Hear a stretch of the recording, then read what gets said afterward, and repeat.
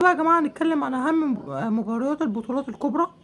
طبعا زي طبعا سوبر كوبا دي اسبانيا، السوبر اسباني، زي طبعا دوري مصري، زي طبعا كأس الاتحاد الإنجليزي. أول مباراة كان معانا ما بين ليفربول وأكرينغتون ستانلي في كأس الاتحاد الإنجليزي. ليفربول يفوز 4-0. طبعا مباراة طبعا باكتساح طبعا ليفربول، كيازا بيسجل، أرنولد بيسجل، دييجو جوتا بيسجل.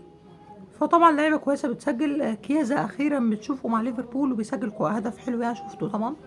ما شفتش المباراه لكن اتفرجت على هدف كيازا كان بره منطقه الجزاء، حلو. هدف عالمي لكيازا، فيدريكو كيازا. طبعا ليفربول مش احسن حاجه في الدوري الانجليزي لكن كان كويس جدا في مباراه اكرينغتون ستانلي في كاس الاتحاد الانجليزي اف كاب. ده اول مباراه. ثاني مباراه بقى ما بين الاهلي والجونه، طبعا دي كانت امبارح في الدوري المصري. الاهلي يفوز على الجونه 2-0. ماشي يا جماعه. طبعا امام عاشور بيسجل هدفين عالمي جدا ما شاء الله عليه. ماشي. طبعا بيسجل كده هدف، الهدف الاول ار2 والتاني كده باص عالمي جدا من كريم الدبيس. ماشي، على طول وان تاتش يحطها امام عاشور، فامام عاشور عالمي جدا. لكن احتفاليه امام عاشور مش احسن حاجه بصراحه، لكن والله العظيم لاعب عالمي جدا، يركز بس في الملعب وان شاء الله يعمل احلى شغل باذن الله تعالى مع الاهلي. طبعا شوبير هو اللي وقف في الجون، او هو كان حارس الجول كيبر اساسي للاهلي. شوبير، مصطفى شوبير، على حساب الشناوي. دي كانت حركه كويسه من كولر. ماشي.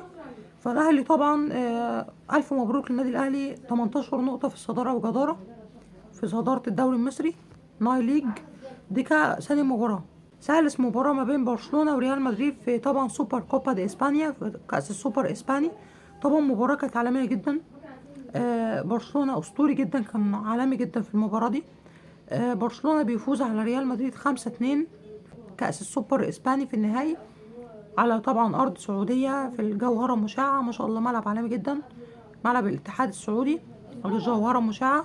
لكن طبعا ملعب طبعا برشلونة عالمي جدا.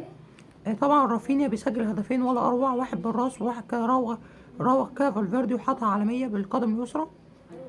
تيبو كورتوا كان بيصد شويه برضو. لامين يامال كان عالمي جدا، سجل هدف عالمي جدا ارتو في الزاويه اليسرى. لامين يامال، وبرضو كان بيحاول على المرمى شويه. هانزي فليك طبعا عالمي في النهائيات مع برشلونه ما شاء الله، وقدام ريال مدريد بالذات كمان ما شاء الله طبعا. وبرشلونه بدأ يستعيد ثقته بنفسه بعد الهزيمه من اتلتيكو مدريد. هنشوف بعد كده ما شاء الله ان شاء الله يعني. ليفاندوفسكي بيسجل هدف عالمي جدا من بينالتي. وطبعا برضو اليخاندرو بالدي بيسجل هدف حلو جدا برضو من صناعة او من اسيست لرافينيا. وطبعا رودريجو بيسجل هدف عالمي جدا، شابول لرودريجو، هدف اسطوري من فاول. المباراة شهدت طرد تشيزني.